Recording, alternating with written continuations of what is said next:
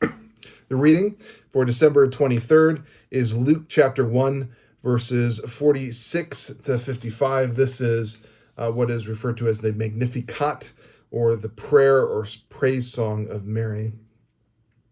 Verse 46, "And Mary said, My soul magnifies the Lord, and my spirit rejoices in God my Savior, for he has looked on the humble estate of his servant.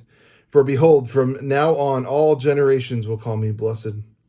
For he who is mighty has done great things for me, and holy is his name, and his mercy is for those who fear him from generation to generation. He has shown strength with his arm. He has scattered the proud in the thoughts of their hearts, and he has brought down the mighty from their thrones and exalted those of humble estate. He has filled the hungry with good things, and the rich has been sent away empty.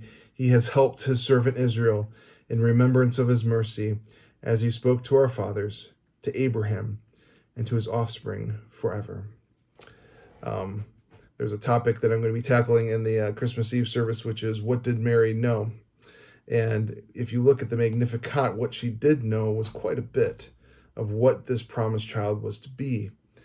She says, "My soul magnifies the Lord." And just a note there, magnify there doesn't mean to make bigger than it actually is. It is to show something that is already big as the size that it ought to be. Think of a telescope, right?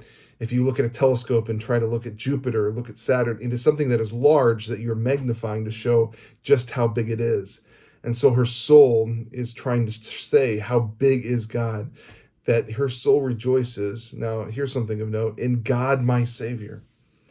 Mary is looking at the Son that was promised as the Savior. And this goes all the way back. If you look at the very end, it says to Abraham and to his offspring. It's connected with history. If you go all the way back to Genesis chapter 3, there was a promise of the seed of the woman would crush the head of the seed of the serpent. That's what we've been looking at throughout this entire time. And she seems to recognize that, right? With all of the questions of, is this the one? You think about that when she has Cain and she thinks, this is the one that's promised. And it turns out, no. When Noah is born, thinks maybe this is the one that's promised. And even when Abraham has Isaac, Isaac was merely another in the line that would lead to Christ, who would be the Savior, the one to save us from the curse, from what had happened with the serpent, to crush the head of the serpent and evil, and to fulfill all of those promises. She knew a lot, and she knew that the point of Christ's coming was his mercy for those who fear him. Mary knew that Jesus didn't come so that we might have cute nativity scenes. Mary knew that Jesus didn't come in order for us to give presents to each other. Mary knew that Jesus didn't even come to be a great example to us that we should follow, and if we follow, we'll have a good and prosperous life. No, Mary knew that the reason that Christ came was to be a Savior and to give mercy. That's the reading for December 23rd.